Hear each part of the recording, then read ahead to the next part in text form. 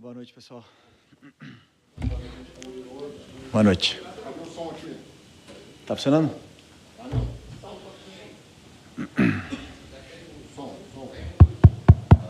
Oi. Conforme foi avisado, o professor Felipe Luiz vai dar um pronunciamento sobre o atleta Gabriel Barbosa e, na sequência, a gente abre para as perguntas sobre o título da Copa do Brasil, o jogo e o que vocês quiserem perguntar. Vontade, professor. Boa noite, pessoal. Como sei que estão todos esperando, né, que eu fale sobre esse assunto, e primeiro dizer que me entristece profundamente ter que falar de um assunto desse depois de ser campeão da Copa do Brasil. Mas sou extremamente grato a essa diretoria por ter confiado em mim em 2019, por ter acreditado em mim, por ter me colocado aqui. Sou extremamente grato ao Gabriel e por tudo que ele fez pelo clube e por mim. E o que eu posso dizer para vocês é que sobre o afastamento do Gabriel foi que, devido a um episódio ocorrido na final, eu fui comunicado pelo vice-presidente Marcos Braz de que ele não seria relacionado para esse jogo e para os próximos jogos até segunda ordem. E esse é um assunto total do Marcos Braz e ele vai explicar para vocês no momento que ele achar oportuno. Mas é um assunto do Marcos Braz e é isso. Esse é o meu pronunciamento sobre esse assunto que, como eu falei, me entristece profundamente porque gostaria muito de que não sujasse o título maravilhoso e incrível que esse grupo conquistou por nenhum motivo extracampo. Então, espero que esse assunto se resolva o antes possível, porque todos os torcedores merecem que o Flamengo sempre esteja bem. Ok? Obrigado. Abrindo para as perguntas. Boa noite, Felipe. Boa noite. Felipe, queria te perguntar da partida de hoje. Imagino, pelo teu espírito, da tua época de jogador e agora de treinador, imagino que você tenha saído muito frustrado com esse resultado, porque o Flamengo criou demais, teve muito próximo da vitória. Mais uma vez, o Everson teve uma grande atuação e, com todo respeito à recomendação, queria saber se você poderia falar mais sobre o assunto. Se não puder, eu entendo, mas eu tinha que tentar no meu papel. Tá? Okay. Obrigado. Sobre o jogo, foi um jogaço do meu time, foi um jogaço, onde eu saí extremamente satisfeito. Por quê? Porque eu, no meu modelo de jogo, eu criei um modelo de jogo onde o torcedor se sinta representado, que é pressionar alto, que é atacar em todo momento, que é um time vertical, que tem as chances de gol, que jogue tentando sempre buscar o gol. E eu vi o meu modelo de jogo sendo representado no campo hoje pelos jogadores, que treinaram pouquíssimo juntos, esse time nunca tinha jogado junto, e entenderam perfeitamente tudo que eu queria, fizeram um jogão, assim, um jogo extraordinário, fizemos muitas chances de gol para fazer o gol, infelizmente a bola não entrou, e o futebol é assim, ok? Felipe, boa noite. Boa João noite. Pedro Fragoso, Jornal Globo. Eu não tive em Minas no domingo, então parabéns pela conquista de mais um título aí na sua carreira. Felipe, eu queria te fazer uma pergunta sobre você. Ao longo desse tempo que, enfim, desde outubro, quando você está no futebol profissional do Flamengo, e no Sub-17, no Sub-20, quando você estava na base também, você falou muito de como você se preparou para estar onde você está, no que diz respeito ao aspecto tático, ao campo e bola. Mas eu queria te perguntar sobre como você se preparou para viver esses momentos do futebol também, esses momentos de polêmicas extracampo, esses momentos de algumas questões que você tem que resolver com as diretorias, que são essas questões internas. Como é que você se preparou para viver esse tipo de momento assim? Primeiro porque eu tive muitas experiências e convivências com polêmicas como jogador, com companheiros, até mesmo eu, em alguns determinados momentos. E essa experiência me leva a ter um rumo, um norte. Mas a liderança que eu tenho é uma liderança natural, né? Sou como eu sou, eu não sou um ator, eu sou como eu sou. E isso não se prepara, isso se é. Só isso. Felipe, boa noite, Raíza Simplício da Go Brasil. Eu queria que você explicasse para a gente ali a situação do pênalti, né? O Davi Luiz foi bater o pênalti, não sei se ele pediu a bola para o Alcaraz é que vinha batendo os últimos 2 pênaltis, pelo menos ele bateu e converteu. Como é que foi essa situação ali? Você participou, não participou? Queria entender ali o que aconteceu. participo de todas as escolhas do meu time, tudo que faz no campo, até os arremessos de laterais, as jogadas de escanteio, as jogadas de falta, as cobranças de pênaltis. E o Davi Luiz e o Alcaraz eram os 2 batedores da minha lista de hoje. O Davi Luiz treina todos os dias pênalti. O Charlie também treina praticamente todos os dias pênalti. O Davi tem uma média de acerto incrível. E acredito porque aconteceu, o Davi vai poder explicar melhor, né? Mas eu acredito que o Everson conhecia ele, alguma coisa assim. Ele acabou perdendo o pênalti, mas isso é absolutamente normal, porque o Charlie também poderia ter errado o pênalti e qualquer outro jogador está sujeito a errar um pênalti, né? Isso é treino, é prática e eu tenho plena confiança nos batedores que eu escolho. E se eu coloquei o Davi Luiz como um dos 2 batedores, porque depois dentro do jogo um se sente mais com mais confiança, outro com menos confiança, então eu sempre coloco 2 batedores. E se eu coloquei o Davi Luiz como batedor de pênalti é porque eu vejo ele treinar e sei da capacidade de bater pênalti que ele tem, porque é um jogador que já bateu pênalti em final de Champions League. Felipe, aqui, boa noite, Cícero Mel, da ESPN, dos canais Disney. Parabéns aí por esse seu início de trajetória no time profissional, com muita personalidade, né, mostrando tudo aquilo que você aprendeu como jogador e com grandes técnicos. Eu queria justamente falar sobre isso. Você tem 10 jogos à frente do Flamengo, 6 vitórias, 3 empates e apenas aquela derrota no Fla-Flu. O Campeonato Brasileiro, faltam 5 rodadas. A trajetória, o que vem para o Flamengo já está tudo definido. Conquistou o título que queria da Copa do Brasil, conquistou uma vaga, em consequência, para a Libertadores da América. Já teria a vaga, de qualquer maneira, com a classificação que ele tem no momento em 4º lugar. Você vai aproveitar esses 5 jogos que faltam para desenvolver o quê dentro desse time do Flamengo e dentro da sua carreira? Eu imagino que você vai aproveitar para desenvolver coisas que você pensa em relação ao que você acha melhor num time com o seu comando, né? Então, queria que você falasse se o Flamengo já tem a sua cara e o que falta você implantar para que esse time possa crescer ainda mais nas suas mãos. Boa noite. Boa noite, boa pergunta. Primeiro, faltam 5 jogos, né? Como você falou. 33 a rodada hoje. Isso, 5 jogos. Eu penso, e juro para você que eu penso que se eu não ganhar na próxima rodada, eu não vou estar aqui. Então, esse é o meu pensamento. Então, o que eu vou implementar? Meu modelo de jogo, que é muito similar ao que a torcida, o DNA que a torcida exige. Quero ver ele no campo, refletido no campo como foi hoje, no jogo de hoje, porém eu quero ganhar. Eu quero ganhar porque a única coisa que vai manter no cargo aqui é ganhar. E eu vou fazer de tudo para continuar aqui, ganhando, e vou exigir o máximo dos jogadores. Hoje eu vi um esforço extraordinário, eu vi um esforço incrível dos meus jogadores que acabavam de ser campeões e entramos com a responsabilidade de jogar como campeão da Copa do Brasil. Fizemos 25 chances de gol com um time, como eu falei, 25 chutes a gol, né? Com um time que nunca tinha jogado junto, com uma formação que eu não tinha treinado nunca. Então, isso diz muito do nível dos jogadores que estão aqui e do comprometimento que eles têm com o clube e com a equipe. E isso me deixa muito feliz. O que eu vou fazer nesses 5 jogos, eu vou fazer de tudo para ganhar o próximo jogo. E, se Deus quiser, eu vou estar daqui a 2 jogos também. Ok? Boa noite, Felipe. Bruna Medeiros, do Diz Fla. Hoje você escolheu iniciar com essa formação que você acabou de citar, que você não tinha treinado, 3 zagueiros e, pelo menos na minha avaliação, o time foi muito seguro defensivamente e também conseguiu criação de oportunidades, apesar de não ter feito gol. Esse esquema você está testando, já pensando na temporada que vem, você já vê, até você elogiou, né, no último jogo, falando que o Milito provou que o 3 zagueiros não é defensivo e tal, então você enxerga isso como um possível esquema para a temporada de 2025, como essa tentativa da temporada que vem, e também se você puder fazer uma análise sobre como se funcionou do jeito que você imaginou também. Obrigada.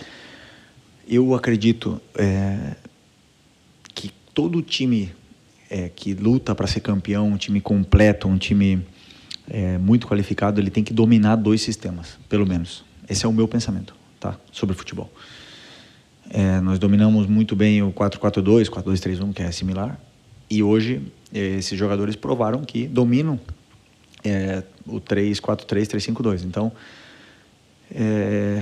hoje, por que eu coloquei essa estrutura no campo hoje. Primeiro, pelos jogadores que tinham, a qualidade, a característica dos jogadores que estavam disponíveis para o jogo de hoje, que vocês viram, eram esses que estavam disponíveis para o jogo de hoje, mais o Lohan do profissional, mais o Cleiton. O Léo não tinha condições de jogo de hoje e até completou o banco.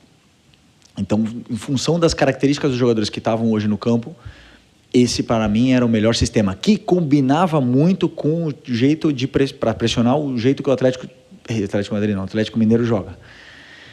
E foi, para mim, funcionou muito bem, porque o primeiro tempo eu praticamente não vi o Atlético Mineiro no nosso campo, praticamente não vi. Vi só a gente, enquanto durou as forças, duraram as pernas, porque o jogo é feito de fases e a gente fez essa fase durar muito mais do que é o normal. Foram 65 minutos dentro do campo do Atlético Mineiro e, claro, depois, claro que essa fase muda um pouco, o Atlético melhorou no jogo, teve as suas chances, mas, como eu falei, fiquei muito feliz porque são jogadores que muitos deles não vinham jogando muito, vinham sem ritmo e fizeram um jogo muito bom. Felipe, boa noite. Vinícius, Sacramento MS Web Rádio. Queria te dar os parabéns pela sua temporada. Ganhou o título no Sub-17, Sub-20 e também no profissional.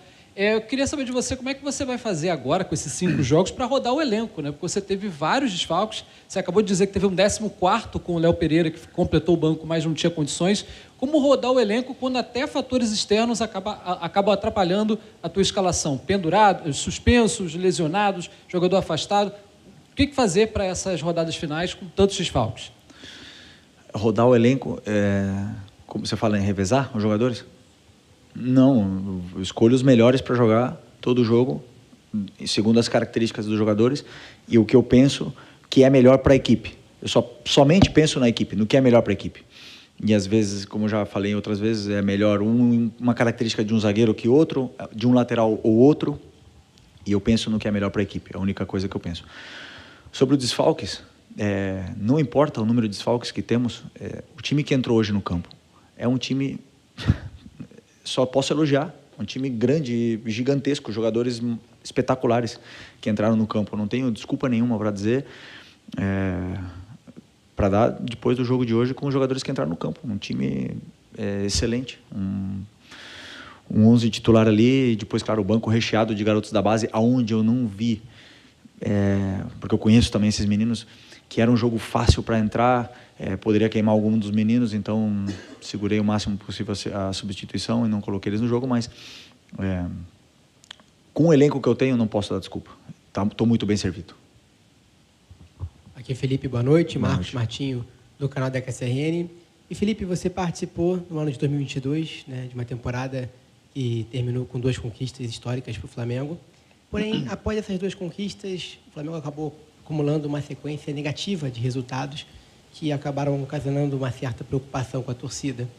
E na atual temporada, essa preocupação acabou sendo compartilhada também com um possível declínio, uma possível desmobilização da equipe após a conquista da Copa do Brasil, né? Pelo desempenho da equipe, visivelmente, isso não aconteceu. Te preocupou esse processo de desmobilização que poderia acontecer após um título como foi o conquistado contigo? Sinceramente, não. Desculpa, sinceramente, não. Eu conheço meus jogadores, eu vejo como eles treinam, isso é o primeiro. Depois eu vejo a ambição que eles têm. E como eu falei para vocês, eu estou com o meu cargo em jogo todas as rodadas. Eu penso isso, que eu vou ser demitido cada vez que eu perder o jogo. Então, eu vivo em estado de alerta constantemente. E quem não está no mesmo estado de alerta que eu, provavelmente não vai jogar. E eu vejo jogadores querendo, jogadores com ambição, jogadores no mesmo estado de alerta que eu. Então, isso me deixou muito tranquilo no treino de ontem, por exemplo, quando eu vi eles treinando. Eu falei, eu estou muito bem servido, eu não tenho dúvida sobre o meu time, não tenho dúvida sobre a minha escalação, não tenho dúvida nenhuma, porque eu vi os jogadores treinando e querendo ganhar o jogo. Além de carregar uma responsabilidade de jogar como campeão da Copa do Brasil. E todos os outros times vêm para vencer o campeão. E isso aí que nos motiva também cada vez mais. Como eu falei, a minha fome e ambição não param. Boa noite, Felipe. Boa noite. Bruno Castanha. Você falou do Flamengo um domínio amplo, 60, 65 minutos. você espelhou, né, a tua formação hoje com o time do Atlético, mas você esperava, vindo dos outros 2 jogos da Copa do Brasil, essa falta, né, de espaço, ou hoje não está no mano a mano, tem cobertura, já que você botou Michael e Bruno Henrique por dentro para tentar atacar aquele espaço que na Copa do Brasil tinha muito e hoje faltou? Obrigado. Eu não entendi bem o contexto. Você acha que você se surpreendeu com a mudança do Atlético Mineiro, a questão de um pouco mais baixo, e hoje não está no mano a mano o tempo todo, como teve nas duas últimos jogos? Não, o Atlético Mineiro não veio completamente no mano a mano no primeiro jogo da final, eles deixaram uma sobra, e hoje foi a mesma coisa. Eu esperava que eles fossem vir assim, com uma sobra também, até mesmo pelos jogadores rápidos que a gente tinha na frente. Tínhamos Wesley, Ayrton Lucas, Michael e Bruno Henrique. Então, vir pressionar mano a mano no Maracanã com esses jogadores rápidos era um risco muito grande. Eu não esperava que eles viessem assim. E conseguimos, com esse tipo de jogador super perigoso, pressionante, que o Michael, o Bruno não pararam, e o Charlie, o Matheus, todos eles não pararam de pressionar os 90 minutos.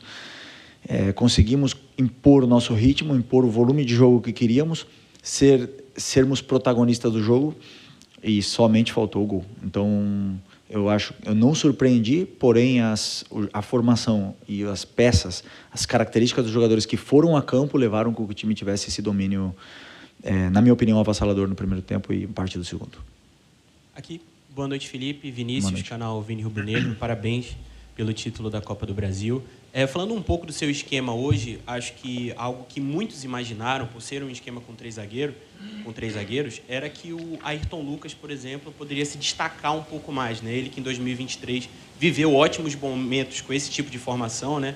Onde ele é um atleta que aparece muito ofensivamente, mas saiu até vaiado, acho que deixou um pouco a desejar nesse sentido. Queria saber que avaliação você teve da partida dele e como você vê esse momento do Ayrton Lucas e o que ele precisa para retomar a boa fase.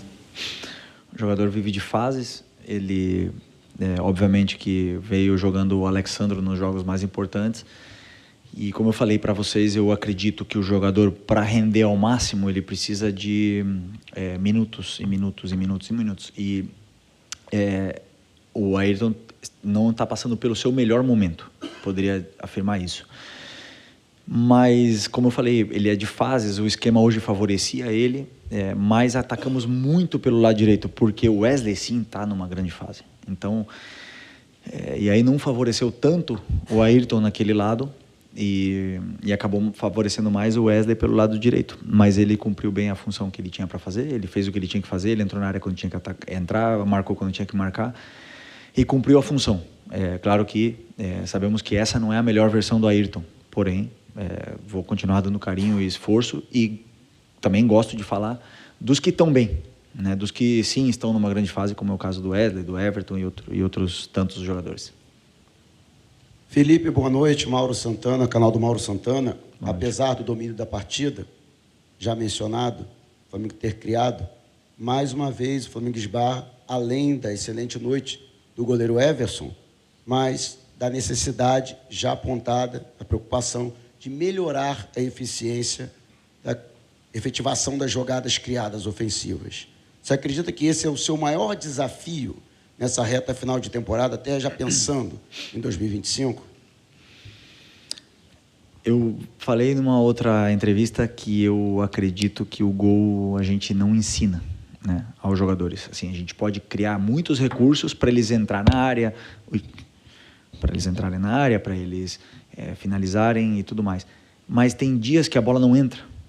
E tem dias que, por exemplo, até pênalti a gente erra. E tem dias que, fazendo muito menos, você faz 2, 3, 4 gols. Então, eu associo isso a um daqueles dias que a bola não entrou, e vamos continuar trabalhando finalização, vamos continuar trabalhando essa frieza, eles têm que cada vez treinar mais e se sentir melhor de cara ao gol, e eu tenho certeza que isso vai melhorar daqui para frente.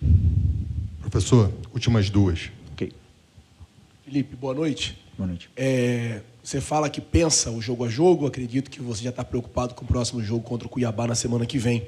Só que ontem a CBF divulgou a tabela, né, o calendário, na verdade, de 2025, os estaduais começando ali por volta do dia 12 de janeiro.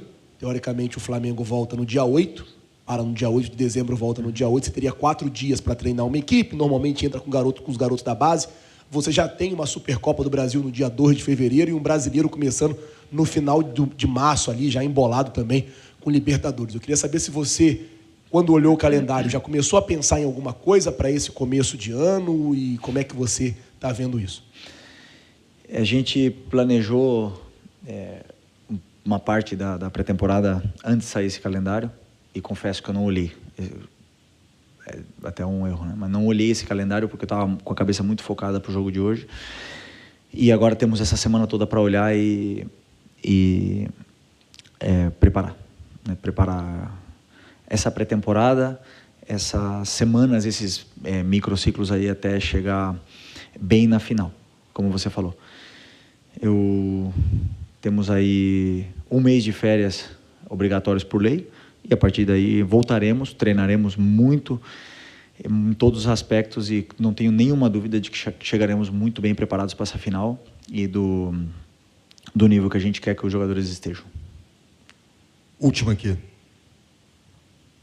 Boa noite, Felipe. Léo José, do Coluna do Fla. O Arrascaeta ele vai passar por um procedimento cirúrgico, né, no joelho. E eu queria saber como que está a questão física, tanto do De La Cruz quanto do Arrascaeta. Ainda tem esperança de contar com o Arrascaeta nesse ano? Não, o Arrascaeta não volta esse ano. Que dia é hoje? 3. Deve ser... pré-temporada ele vai estar. Na volta das férias, com certeza, ele vai estar disponível. O doutor vai poder falar melhor do que eu, mas numa cirurgia simples, né? Mas que sempre que é uma cirurgia, tem que ter muito cuidado. O De La Cruz, eu acredito que sim, que volte esse ano. A minha esperança é que ele esteja contra o Cuiabá. Eu tinha esperança de que ele chegasse para a final, mas a lesão dele foi mais séria do que parecia. Ele está indo num processo perfeito de cicatrização, o departamento médico trabalha muito bem. E o Luiz Araújo é outro que também provavelmente vai estar disponível para o Cuiabá. E aí, conforme esses craques voltem, o treinador fica com uma dor de cabeça feliz, né? E eu gosto de ter os melhores e poder escolher entre todos esses aí, escolher e ter os melhores à minha disposição sempre.